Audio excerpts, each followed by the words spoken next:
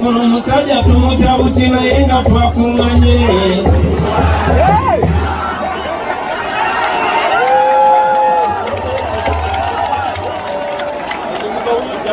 Ebyo bigambo bye tubadde nga tuyimba ebbanga lyonna Dr. Kizza Besigye abisqueezeze mu slang emu, mu quote emu. Quote eyo njagadde ngyogere na mu luzungu lwa street. If you don't care about the politics of your country, you is a fool. Not you are a fool. Kubanga bugamba you are oyinza otutwaliramu ffenna. No, you is a fool. Gwenga omuntu. Our distinguished guests, particularly the giant of the struggle for freedom in Uganda, Dr. Kizza Besigye, Madam First Lady, John Baptist Nambeshe from East, Secretary General, honorable members of Parliament present here today, the councillors and all other leaders, the National Executive Committee of the National Unity Platform, honorable leaders of political formations present here today, John Ken Bicham Zideman, Saddam Mugaira. I greet you today in the name of the Almighty God. I also greet you in the name of the struggle for freedom and democracy in Uganda. I want to, in a very special way, welcome all of you to this new home of the National Unity Platform and the People Power Movement. Brothers and sisters, it is in order for all of us to say, Ebenezer, for this far that the Lord has brought us.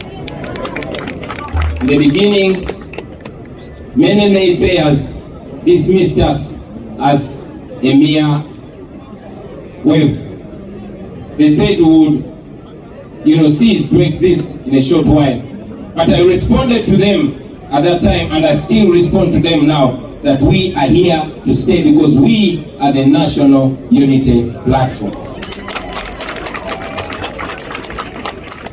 I thank the people of Uganda for believing in the message that we carry, for trusting us and for voting us into numerous offices. But most importantly, I want to thank the people of Uganda for getting involved and taking an active role in this struggle that we are all involved in to free our country from tyranny. I want to thank the leadership of this secretariat, headed by the able Secretary General, Comrade David. I want to thank the elected leaders, especially our members of parliament, mayors, councillors, and all our leaders, but very especially the members of parliament. Friends, it is mainly because of you that we are here today, and I want you to know that. It is largely because of your contributions, financially and otherwise, that we have kept going, and we are confident that we shall keep going. I want to thank our gallant foot soldiers who have always been on the receiving end of the brutality, the beatings, the prison and the abductions. Thank you very much for standing the pain that we cause by unsolid comrades that we have in this struggle are foot soldiers. Thank you very much, ladies and gentlemen. I want you to know today that your sacrifice is never ever taken for granted. And I want to promise you today that your input and contribution will never go in vain. One day you will be proud of the things that you're doing today. I promise you that. One day is one day. I always say this to you, and I say it again. Ero kutoba, ninja kuvimba. In a very, very special way, ladies and gentlemen, I want all of you to join me in recognizing and honoring Dr. Kizza Besigye.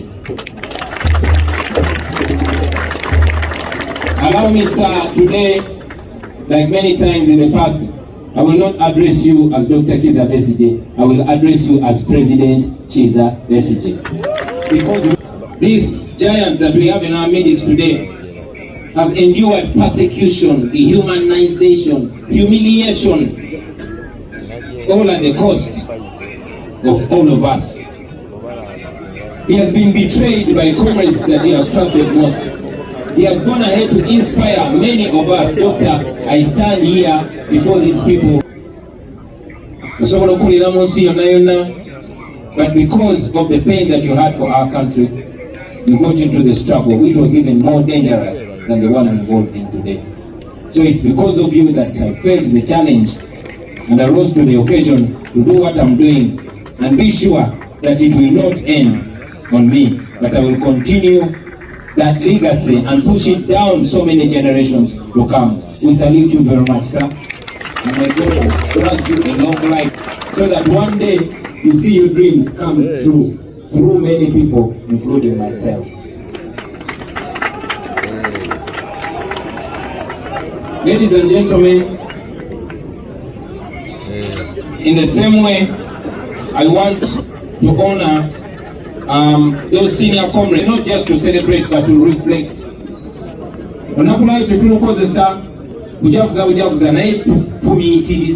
God that we are here today.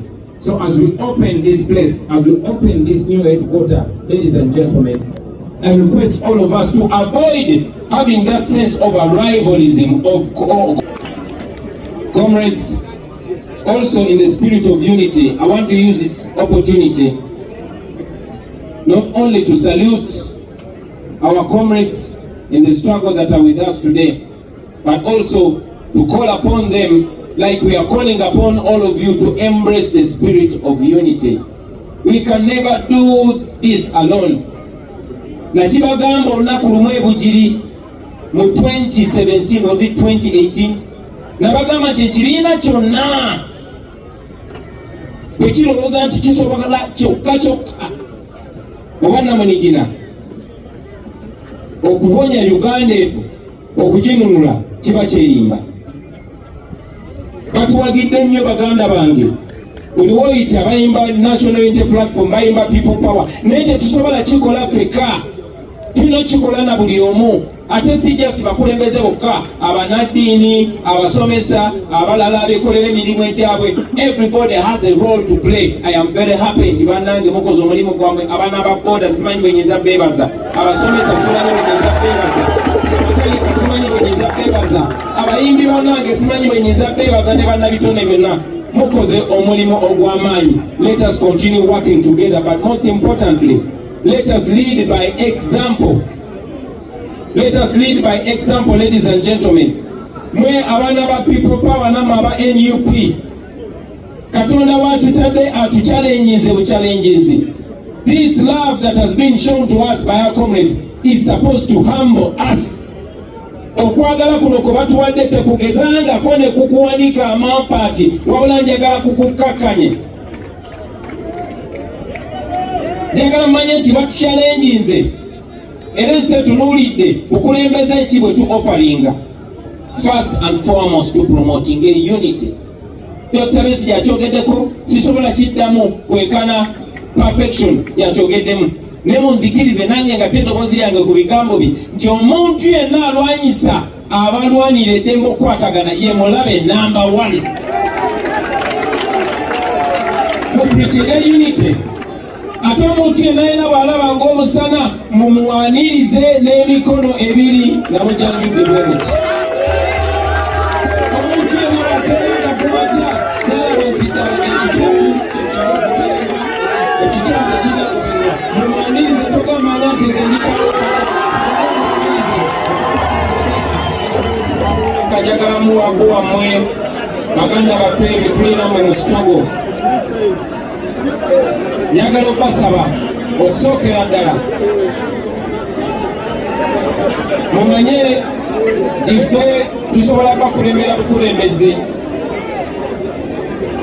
tetusobola bakulembera bukulembeze, naye mulina omulimu munene nnyo ogw'okukola. Era ensonga eyo mukadde waffe Dr. Kebi ageno Nenjagala omanye ti dictator Museveni kuba mutiitiizi nnyo buli muntu yenna naddala mu abato buli gwalaba ng'obwongo bwe bulabayo amutya nnyo. So njagala wano mulabeewo ng'ewammwe, but most importantly njagala mmanye nti Katonda gwawa ebingi ate amuwa obuvunaanyizibwa bungi. Nina essuubi mu biseera eby'omu maaso Mukama bw'alimu atuwadde obulamu. Nina ekirooto njagala nange nkomewo wano nga ninga Dr. Besigye nga nze omu ku bakadde b'ekibiina nga mukyaliwo ng'abamu ku mmwe bakulembeze ng'abamu ku mmwe bapulezidenti mwe basekretary general mwebogezi b'ekibiina. Njagala nkomewo wano nga wano waagazibwa nga mukoma eri ng'ekitebe kikoma eri nga kuliko n'essomero nga kuliko n'ebisaawe mwazikako n'ekyalo ne basambirawo omupiira. Njagala nkomewo wano ng'ekibiina kino kikyaliwo nga temwakitunda.